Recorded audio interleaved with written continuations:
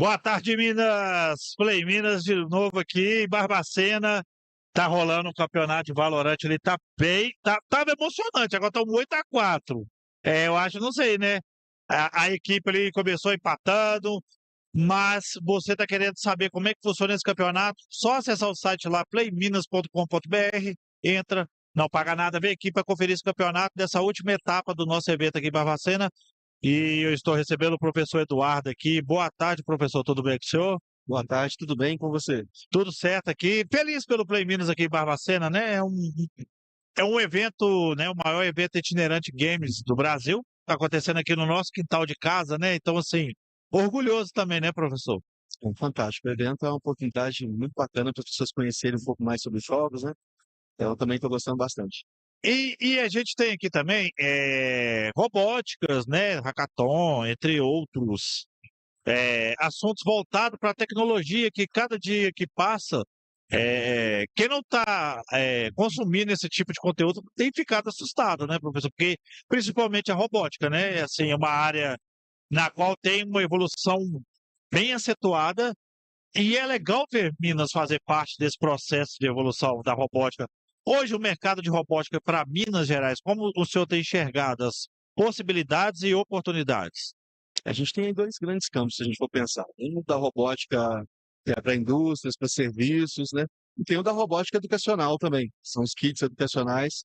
Então a gente tem a oportunidade para os dois em Minas, né? A gente tem bastante indústria, tem bastante serviços. Então, para a parte da indústria, por exemplo, a robótica já é usada há muito tempo, mas é um robô diferente dos que a gente está vendo agora, né? Era um robô mais automatizado, faz uma tarefa muito específica ali na usina, por exemplo, automobilística, na usina siderúrgica. E agora a gente tem aí a possibilidade de ver robôs que vão interagir com as pessoas dentro de casa. Acho que as pessoas já estão começando a acostumar com o robô que limpa a casa, já é um primeiro passo, né? E com a inteligência artificial agora crescendo da forma que está, já pode imaginar em robôs aí em formato humanoides, então já existem alguns, e esse mercado em Minas está só aí para crescer. É uma oportunidade da gente criar, inclusive, empresas, nós somos o estado que tem o maior número de universidades federais do país, são 11, fora os institutos federais, fora as universidades privadas, as escolas técnicas, né? Então, a gente tem já a mão de obra, as pessoas especializadas, né? E agora a gente pode começar a ter, a partir dos investimentos de inovação, as empresas para começar a ter trabalhos nesse sentido em Minas. E existem algumas empresas de educação, robótica educacional, onde também você desenvolve o kit para levar para escolas, né? Mas para a indústria é um caminho que está se abrindo e que a gente tem tudo para poder ser um estado aí pioneiro nessa área da robótica no país. Porque antigamente, né, era todo mais nichado, né? É uma questão de nichos. E por ser uma tecnologia até então cara, Sim. não era do interesse, né, desse desenvolvimento em larga escala, vamos dizer assim. Mas creio que com a necessidade, né, a utilidade, com o avanço da tecnologia, até mesmo alguns componentes aí, você pode falar com mais propriedade, caindo de preço, né? A gente tem uma produção em larga escala com um valor unitário mais baixo, proporciona até mesmo criação de robôs assim com certas peças você consegue fazer um robô até interessante, né, Eduardo? Você consegue ter um robô, assim, dentro da proposta bem interessante, né? Sim, não somente as peças, mas hoje, por exemplo, a impressora 3D, as máquinas de corte a laser, elas ficaram muito mais acessíveis. Então, aquela parte de desenvolvimento antes que era muito especializado, apenas em fábricas, você tinha grandes máquinas como torno, CNC, é que você fazia os componentes. Hoje você pode começar imprimindo com uma impressora inicial aí, no valor de R$ 2.500, R$ 3.000, né? Começar a imprimir peças que são um pouquinho mais especializadas, né, em tornos mesmo, que já tem aí valores de R$ 20.000, não é um valor tão absurdo comparado ao que era antes, né? E as peças a gente importa hoje do mundo todo, né? Então, o Brasil ele tem empresas de área de elétrica, por exemplo, que são gigantescas, como o caso da WEG, lá em Santa Catarina, né? Que já começa também a produzir e vender robôs aqui no Brasil, né? E para poder você importar e montar hoje um protótipo de robótica ficou muito mais fácil com a cadeia produtiva que a gente tem acesso hoje.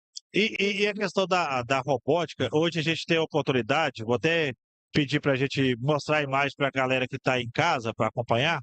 Tem um nome, né? Qual é o nome do. Então, o robô, o modelo dele é Go2, mas o Aham. nome dele é Spock. Spock. Tá, deixa eu te perguntar uma coisa.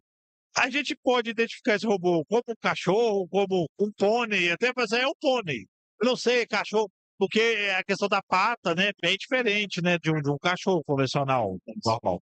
É considerado o quê? A gente pode traduzir com o quê? É um pônei, um cachorro, o que seria? A maior parte das pessoas chama ele de robô cachorro, né? E aí é uma área da robótica que eu sou apaixonado, que a gente chama de biomimética, né? Ah, Então você vai para a natureza, observa a natureza, pega determinados aspectos e você vai fazer uma biomimetização daquele aspecto para poder reproduzir.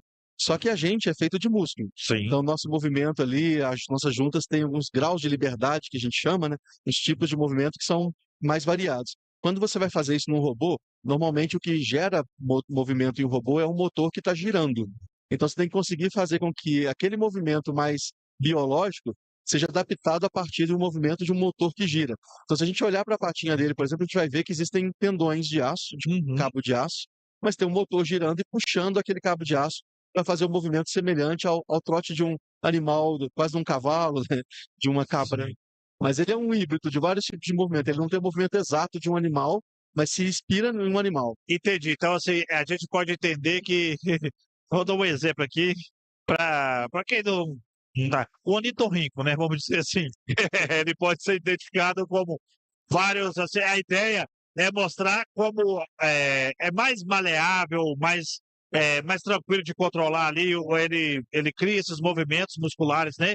Até mesmo para a questão das onças, por exemplo, ela tem uma explosão de arranque e ela tem, assim, vamos dizer, da natureza mesmo, né? Do instinto do animal.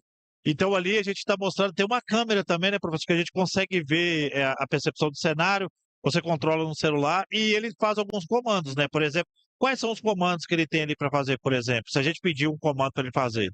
Isso, né? Ele tem, na verdade, duas opções de uso principais. Uma é a do controle, que será uma opção, por exemplo, para feira, para demonstração, como a gente está fazendo aqui.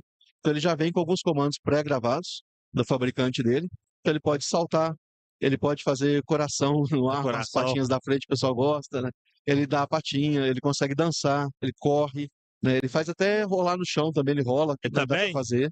Só que o que é mais interessante fazer com esse tipo de robô é o desenvolvimento de conhecimento, treinar as pessoas nessas tecnologias. Então, ele tem uma SDK, né, um kit de desenvolvimento, no qual a gente pode criar qualquer tipo de movimento acessando os motores, um por um, né? E aí, voltando na primeira parte da sua fala, ou seja, quando a gente tem um modelo matemático daquele tipo de robô, a gente sabe como equilibrar ele. Então, ele foi feito para ter um equilíbrio, para poder andar em terreno com pedra, em terreno que tenha escada, ele consegue subir, descer escada, né? Então, foi feito uma biomimetização da natureza, mas é uma adaptação para que esse movimento seja equilibrado. Quando você pega o kit de desenvolvimento, você consegue treinar movimentos próprios. Então, uma universidade como a nossa pode pegar ele do zero, não usar o controle de comando pré-programado e começar a pensar em novas formas de movimentação, como estabilizar ele melhor. E aí, dos sensores, ele tem o LiDAR, que é o que você mencionou, que faz um mapa 3D do ambiente. É um sensor laser que consegue criar o mapa do ambiente, consegue ver se tem alguém passando na frente do robô ou não. E ele tem uma câmera também. A câmera consegue ver o ambiente, transmitir para o controle remoto dele ou para o computador. E a gente pode usar a câmera para identificar objetos e ele ir em direção àquele objeto. Aqui na feira a gente não trouxe, mas ele tem, por exemplo, um acessório que é um braço robótico que vai nas costas dele, em cima. Uhum. Então ele pode pegar objetos também. Você pode programar ele para fazer isso sozinho. Ele pode funcionar 100% autônomo, além dele ter comando de voz também. Ele pode responder comando de voz. E é difícil controlar? Para quem está de casa, às vezes, passar nesse negócio, deve ser bem complicado de controlar. E, na verdade, não, né?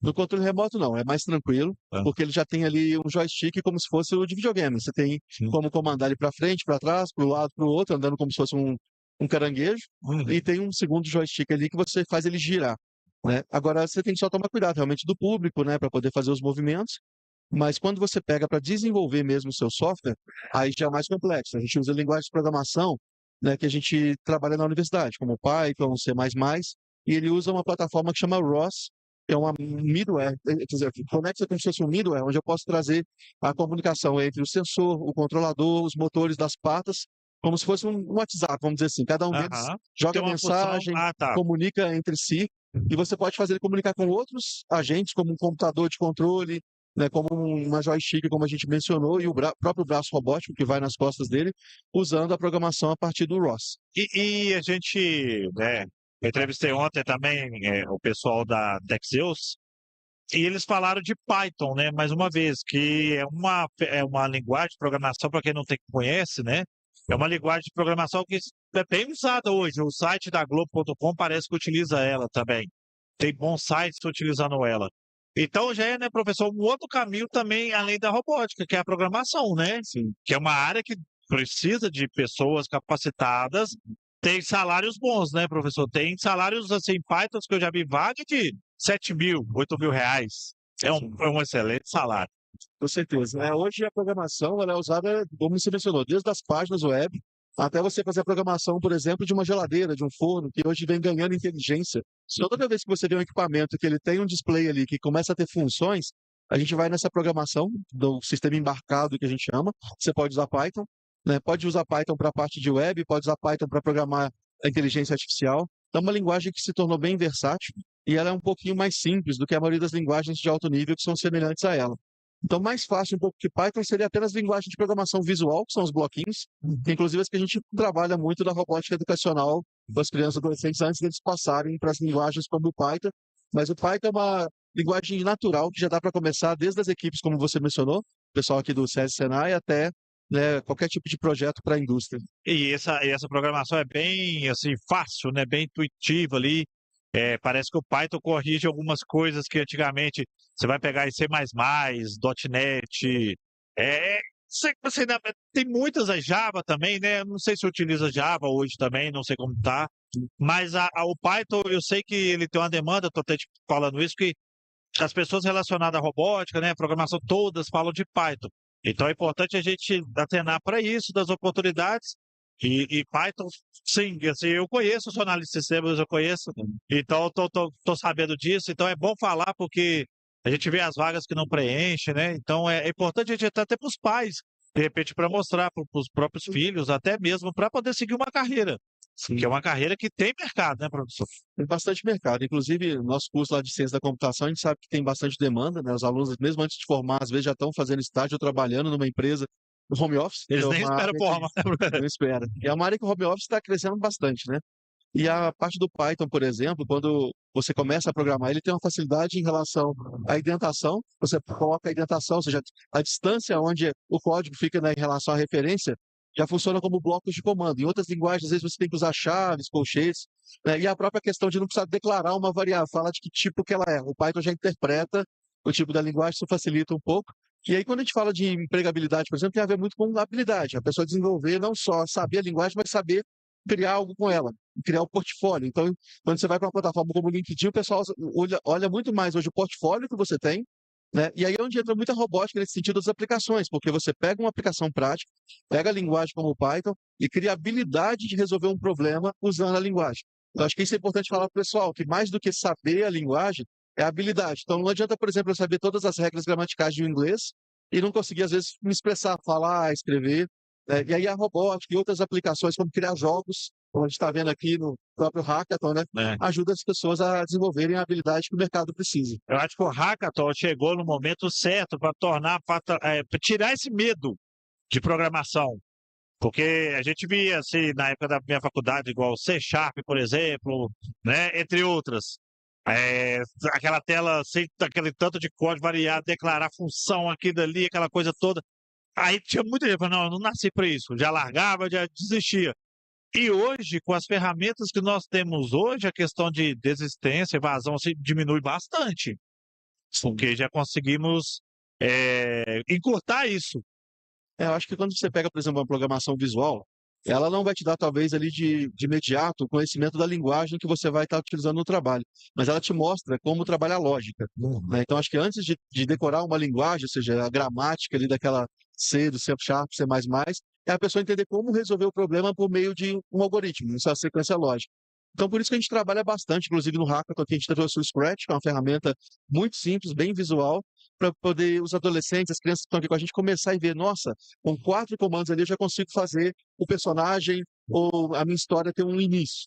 E a partir dali ele vai aprofundando. Se ele gostou, ele vai ter mais facilidade de pegar o Python, pegar o C, outra linguagem e falar assim, agora eu vou aprender isso a fundo. E o que você tem percebido aqui nesses eventos, né, com o Hackathon, das crianças, assim, tem despertado mais o interesse em aprofundar, entender melhor, procurar o mercado, como é que funciona, os pais também chegam a perguntar alguma coisa relevante, até mesmo para a carreira da criança?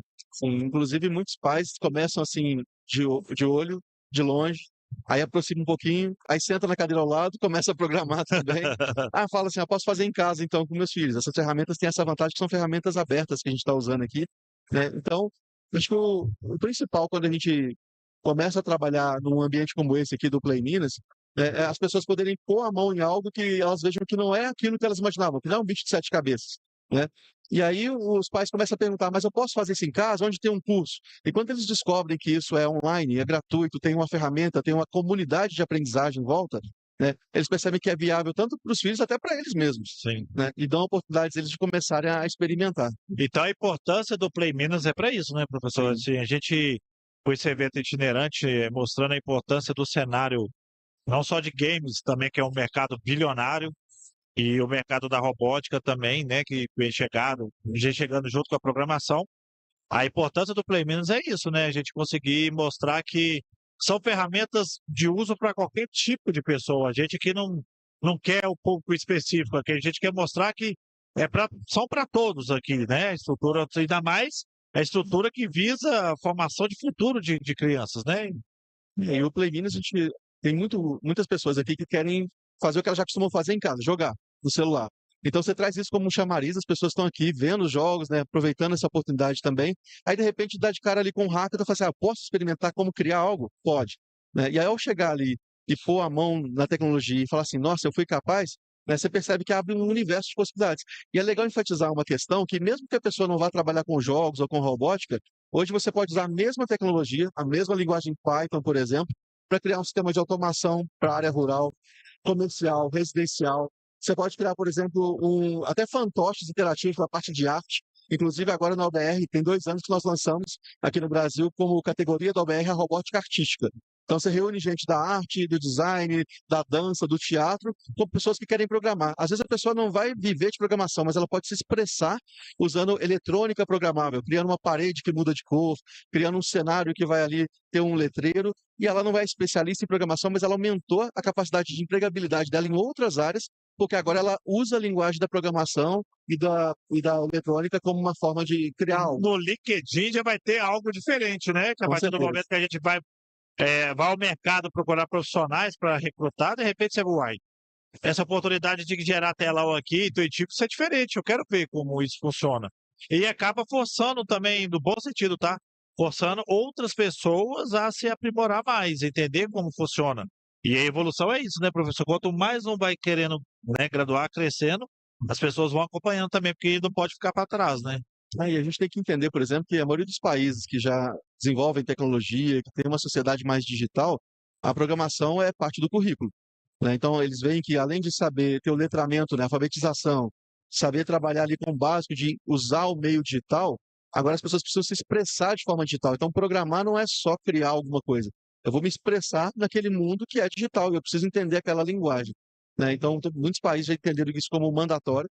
Então, você vai trazer para a escola, e para o Brasil isso não é diferente. A robótica já está começando a vir aos poucos. Aqui em Minas já tem muito investimento em robótica em várias escolas. Programação também a mesma coisa. Então você não vê separação mais entre usar, isso aí já tivemos uma época de usar, ou seja, a alfabetização digital era você usar o computador. Hoje não, você vai criar com o computador ou com os meios digitais. E para isso que a gente tem aí os cursos de programação e de robótica. Eu ia até te perguntar sobre isso, do mercado, né? Como o Minas tem posicionado, eu sei que tem campeonatos, né? São vários campeonatos aí no decorrer do ano, tem etapa mundial também. E como está Minas nesses campeonatos, posições, cenário, perspectivas para os próximos? Então, a gente tem competições que são diferentes dependendo de quem está organizando. Então, você tem, por exemplo, competições como Guerra de Robôs, Sumo, que é de uma empresa que trabalha com venda de componentes. Você tem, por exemplo, a Robocup, que é uma entidade aberta, que é a que a gente faz parte, onde tem a Olimpíada Brasileira de Robótica, a Mostra Nacional de Robótica. Inclusive, a gente está com a Regional Babacena aqui, né, da Mostra Nacional. Né? E quando você começa a pegar essas competições diferentes, você vê que elas têm objetivos diferentes. Então, vamos dizer, algumas focam mais na montagem do hardware, a construção dos componentes, a eletrônica, outros já focam um pouco mais na programação para um hardware que já está pronto. E isso, Minas Gerais tem todas elas, então isso já é uma primeira vantagem. Né? A gente tem algumas equipes de Minas que já foram campeã brasileira, campeão, inclusive, que foram para os mundiais disputar, de escola pública, de São Tiago, que é a equipe Café com Byte, por exemplo. São Tiago é uma cidade vizinha nossa aqui, né, de São João del Rei, aqui no Campo das Vertentes. Inclusive, a escola de São João del Rei ganhou a estadual de Minas Gerais ontem, né, da Olimpíada Brasileira de Robótica, então garantir uma vaga no nacional. Então a gente sempre tem os representantes de Minas no nacional, e às vezes, assim, é lógico que vai variando dependendo do ano, mas Minas ganha o nacional, aí vai para o Mundial. A gente já teve alunos de Minas aí representando o Brasil fora das competições da RoboCup. E não somente RoboCup, a gente tem competições dentro do SESI Senai, a gente tem competições que são feitas às vezes por uma comunidade ali de desenvolvedores locais, e todas elas têm esse foco de fazer com que as pessoas se sintam capazes de criar algo, e a competição motiva, né? Você vê o pessoal fica Sim. animado.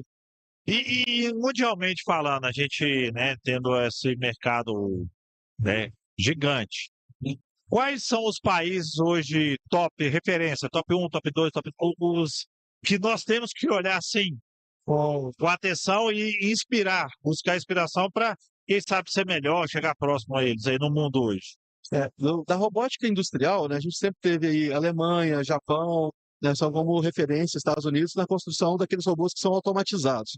Nessa nova área da robótica, que é a robótica autônoma, né, a China, né, então, tanto que o robô Unitree que a gente tem que é um robô chinês, né, você tem hoje empresas como Booster e Robotics também que trabalham com robôs humanoides, e eles são robôs que foram startups das universidades chinesas. Então você está vendo esse caminho na robótica avançada, que são normalmente robôs que vêm de universidades como startups para poder resolver os problemas. Os Estados Unidos continua tendo a Boston Dynamics, né, várias empresas que também trabalham com robótica avançada, e o Japão, quando se fala de robô extremamente avançado, ainda tem bastante coisa. Inclusive, eu tive oportunidade lá no Mundial de Robótica, esse ano foi no Brasil, em Salvador. E lá estava o pessoal da Sony. E a Sony faz um dos robôs cachorros mais avançados do mundo, que você passa a mão nele, ele sente como se você estivesse fazendo um carinho, ele interage com você, ele faz um mapeamento tridimensional do ambiente, né? Então a Sony também é referência nessa área, o Japão sempre vai ter. Então, Japão, China, Estados Unidos, a Alemanha sempre foi muito forte na parte mecânica, né, dos robôs também, mas aí hoje a Ásia, olha para a Ásia. Olhe para a Ásia, literalmente. O Japão é engraçado assim, que a gente via muito nas questões de reportagem, sempre tinha um robô, né? Independente de qualquer coisa, sempre teve. Então, assim, na entrada de um restaurante tinha um robozinho com a plaquinha fazendo qualquer coisa. Tinha a opção aqui, um LEDzinho avisando. Então, se hoje a gente vê o da Tesla, por exemplo, eu vi o robô fazendo um drink. Ele pegando os drinks ali certinho, entregando. A gente ouve muito da Tesla, né, professor, pela questão do Elon Musk ser muito famoso, né, ser dono de redes sociais. Então, ele consegue funcionar mais os robôs dele. Então, assim, a partir do momento que você citou em várias empresas, a Tesla a gente pode colocar também como uma coisa a ser observada, porque também tem um carro também que não precisa de motorista, entre outras coisas também que internet via satélite, então assim, Starlink, né, no caso. Eu acho que ele é uma referência também, né? Eu sempre, a Tesla, a Boston, que são dos Estados Unidos, também são referência, né? Você tem hoje uma questão assim, até em termos de geopolítica, de onde estão os semicondutores. Então, você vai ver que as referências estão a quem está produzindo os chips mais avançados. Então, a gente tem, com certeza, a NVIDIA, que é a mais avançada do mundo dos Estados Sim. Unidos, fabricando partes, né, na Ásia, lá em Taiwan também. Então, quando você traz isso para o país que tem acesso, esse país vai desenvolver. Então, a Tesla a gente tem que estar de olho, a China a gente tem que estar de olho, né? O Japão a gente sempre está de olho. E o que você pode ver desse tipo de robô, como que você mencionou, que serve drinks, uma parte ali é pré-programação, uma parte já é inteligência artificial, né? Então, o que vai acontecer é, essas empresas vão disponibilizar esses robôs para nós, por exemplo, para outros lugares do mundo. As pessoas vão pegar a técnica de IA e vão aprimorando o que esses robôs são capazes de fazer. Então, muitas vezes a empresa produz o robô como uma caixa vazia. Ele tem algumas funções, mas ela está ali para você comprar e melhorar ele. Inclusive, adicionar o que chama de add-ons, que são os acessórios, né? Então, isso, para mim, eu vejo Tesla, Booster, Unitree da mesma forma. Você consegue avançar dependendo do tipo de programador que você tem no seu país e do acesso às ferramentas de IA e hardwares que você pode colocar junto com o seu robô. Então, isso vai fazer a diferença. Vai ser uma eterna disputa, né? Vai. E o Brasil, inclusive, tem uma empresa lá em São Paulo que está desenvolvendo esses robôs semelhantes ao que você mencionou, que já tem a tela, que já informa as pessoas o que está acontecendo naquele evento, que anda atrás das pessoas dando informação. Então, o Brasil já também fabrica esse O tipo de robô. Jetson tinha muito disso, né? Você lembra do desenho? Da nossa Lembro. época, né? Então, assim, aquele meme que tem, né, da videoconferência da do médico examinando ali por vídeos, né? Aquela questão das telas flutuarem ali, os carros. Os carros estão voando ainda não, mas daqui a Ainda um não. tempo não me assuste, não. O drone também, drone, tecnologia drone. A gente vê a utilização até para o bem e para o mal, né? Sim. Assim, enfim. mas a gente vai abordar para o bem, claro, sempre. Aquelas entregas por drone que já estão acontecendo nos Estados Unidos, que já chega com a mercadoria, deixa na sua casa ali e vai embora. Você acha que aqui, para o nosso cenário, para o nosso quintal de casa, demora ainda ou você acha que daqui a um tempo a gente já vai assustar com esse avanço tão rápido assim? Eu acho que o Brasil tem uma questão inicial que é a legislação. Então a gente vai ter que entender primeiro como que a legislação vai evoluir na direção de você poder ter esses equipamentos voando, porque existe a questão da segurança, o drone cair, né? Então acho que é o primeiro passo. Mas, por exemplo, eu não sei se você já ouviu falar da Cinca, que é uma empresa brasileira de Goiás. Né? A Cinca é uma startup da Universidade Federal de Goiás, lá criada pelo Lucas, professor Anderson lá, e ela já faz entregas, inclusive via iFood, né? A iFood tem uma parte da empresa hoje, em condomínios fechados, em shopping. Então, acho que vai começar dessa forma. Você vai ter alguns ambientes que são mais propícios a receber o robô, o drone. No caso deles, o robô deles é de solo, então ele anda dentro do shopping realmente, né, uma forma mais simples. Mas acho que vai começar dessa forma, onde você tem um ambiente mais controlado, como condomínios fechados, até você poder ter isso no dia a dia. Mas já está aí, a Cinca já faz entrega, Ah, né? eu, eu Não é com vi, drone ainda. eu vi um condomínio fechado. Parece que tem para entregar pizza. Uhum, Aí ele coloca no carrinho e vai certinho na casa da pessoa. Pegou, quer pagar como? Aí aproxima, já faz o pagamento ali, ou senão ela já paga antes, só entrega exato. e vai. Eles falam até por questão de segurança também, né? Para evitar algumas fraudes, que geralmente condomínio fechado tem essas questões da pessoa estar vestida com roupa de aplicativo, né? E entram. E a gente, né, para a gente caminhar para a nossa reta final, para o Play Minas, os próximos Play Minas, né? Que a gente pode esperar também? A gente vai para São Gotardo, São João del Rei, entre outros, né? E a Game Fest também. O que o Eduardo tem pensado assim, para as próximas, o legado, o que podemos fazer para a gente ter esses eventos, né, para o nosso estado e atrair mais a comunidade para a área de tecnologia, que é uma área que quem dominar, assim, no bom sentido, vai sair na frente de várias nações. Então, assim, trazendo para a gente, qual que é a dica do Eduardo para o pai que está ouvindo, para a criança que tem interesse também em participar, seguir uma carreira por aí? Eu acho que o mais legal, quando você tem uma criança que se apaixonou por aquilo, é você poder dar a oportunidade de ela continuar fazendo aquilo em casa. Então, acho que o Hackathon, a forma de ter trazido ferramentas que são abertas e gratuitas, faz com que os pais possam ter em casa, incentivar o seu aluno a continuar. Lógico que hoje em dia tem várias escolas também que estão levando robótica, estão levando programação para a escola. Tem escolas que são como se fosse o curso de inglês antigamente, né, que você faz separadamente. Então, acho que isso para os pais é importante ter isso em mente, ou seja, como que meu filho vai continuar aquilo. Mas mesmo que ele não tenha escola na cidade dele, não tenha oportunidade, essas ferramentas são gratuitas e é uma comunidade de aprendizagem. Então, por exemplo, você tem a comunidade da Rede Brasileira de Aprendizagem Criativa, onde eles podem começar a seguir lá, tem vários materiais. A comunidade Scratch, que a gente está aqui, comunidade Opt Studio. Então, quando eles vão no evento como o Play Minas, eles vão ter contato com essas ferramentas. E uma das coisas que a gente fez, trazendo também a regional da Mostra Nacional de Robótica para dentro do evento, é poder despertar nos pais que não conhecem esses grandes eventos educacionais na área de tecnologia. Então, a Mostra de Robótica Nacional, você consegue pegar um projeto que não precisa ser uma competição. Ele se interessou em fazer, por exemplo, um sistema de irrigação de uma planta. Ah, a gente também aceita porque tem a ver com a parte de tecnologia de eletrônica e programação na Mostra Nacional de Robótica. E antes era só nacional, a pessoa tinha que ir lá no estado. Esse ano, por exemplo, vai ser em Vitória, no Espírito Santo. Então a pessoa teria que se deslocar até lá. Tendo as regionais, a pessoa tem a possibilidade de ter uma na sua cidade ou próxima. E a Complay Minas, todas as cidades, agora a gente vai ter uma regional da Mostra Nacional de Robótica, então os pais podem contar com isso. E além disso, eles vão ter contato, por exemplo, com os equipamentos da cidade, por exemplo, lá em São João do Rei, a gente vai ter vários convidados que trabalham já com robótica. Então, mesmo para quem não está naquele mundo, vai ver o que tem na minha cidade. Nossa, a escola tal já trabalha, já existe, por exemplo, mesmo nas escolas públicas, as equipes de competição da Olimpíada Brasileira de Robótica. E os pais vão começar também a cobrar, que eu acho que é importante cobrar, né, das escolas, cobrar da nossa comunidade. Olha, meu filho pode ter acesso a isso. Como é que eu faço para ter acesso? Isso vai virando cada vez mais política pública.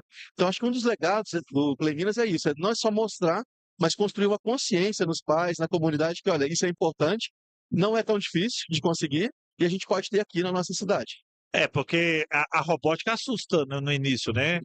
Porque é muita dedicação, mas faz parte de qualquer carreira que você queira seguir. Com excelência e competência, a dedicação ela não é nem a qualidade, é uma obrigação. Se você quer dedicar a tal, você, né, tem que focar e entender como funciona. E esse mercado de robótica, assim, a gente não tem limites. De repente vem ideias novas, surgem ideias novas, pessoas novas, e isso que você disse, mostrar para a comunidade que está ali. É fácil, e a nossa missão é essa mesmo, passar para todo mundo. É legal ver que as pessoas que não têm contato, porque a gente falou, o campo da prática ajuda. Na prática ali, a coisa funcionando, e tem gente que nunca teve acesso, colocar as peças, ver ali o robô funcionando, já desperta um interesse diferente. Então é isso que você disse. E São João del Rei, então a gente vai ter, assim, várias oportunidades de fazer boas entrevistas, né? Outras mentes também, e entender melhor, né? Que quanto mais a gente agregar isso para a gente consegue ampliar, né, professor? E não só em São João del Rei, né? Todas as cidades do Play Minas Sim, vão receber também o Hackathon, a parte de robótica dentro do Play Minas, né? E o que é interessante talvez colocar para o pessoal é que hoje existem abordagens educacionais que fazem com que isso fique natural. Então, por exemplo, se existem softwares como o Tinkercad, que uma pessoa que nunca pôs a mão num software de desenho consegue fazer uma peça para impressão 3D inicial ali em 1 hora e meia, explorando o software, né? Então, está sendo pensado essas ferramentas educacionais, a gente trabalha em parceria com instituições que criam, que desenvolvem junto com a gente. Como a gente teve a oportunidade de conhecer o MIT Media Lab nos Estados Unidos em 2018, de um projeto nosso que foi premiado, e lá a gente viu essa abordagem que é a aprendizagem criativa. Então, a gente está difundindo essa abordagem para mostrar que, olha, eu posso começar naturalmente, criando ali aquele objeto. Depois que a pessoa pôs a mão e viu que não é difícil, os olhos brilham, e aí, igual você falou, mesmo que depois vai ter a parte mais sofisticada da robótica e da programação, eles já começaram. E aí fica mais fácil encarar aquele desafio de estudar o que é mais profundo, né? E a gente pode ver aqui a oportunidade, sempre que tem aqui o nosso robozão, né? Ele está caminhando aqui pelo Play Minas, é um sucesso. Todo mundo tira foto, olha lá, ele já está ali rolando ali, aí as pessoas vão chegando para conhecer. Mostrar que está perto da gente, né, professor? Não está tão distante. Tirar que ficção científica, agora é a realidade, né? A gente tem que valorizar essa robótica aqui. E vai ser legal a gente bater esse papo nas outras cidades também. Contamos com sua presença, né? Obrigado. Então, assim, a gente vai bater mais papo, a gente vai entender também. Se tiver alguma coisa novidade, alguma coisa nova também, conta pra gente, que isso é importante deixar registrado. Agradecendo mais uma vez. Eu queria que você deixasse uma mensagem para quem está acompanhando, para incentivar os pais. Aquela mensagem para procurar entender melhor a robótica, que é um mercado maravilhoso, que tem muito campo aí, né, professor? Com certeza. Acho que a mensagem final é que não é mais tão difícil.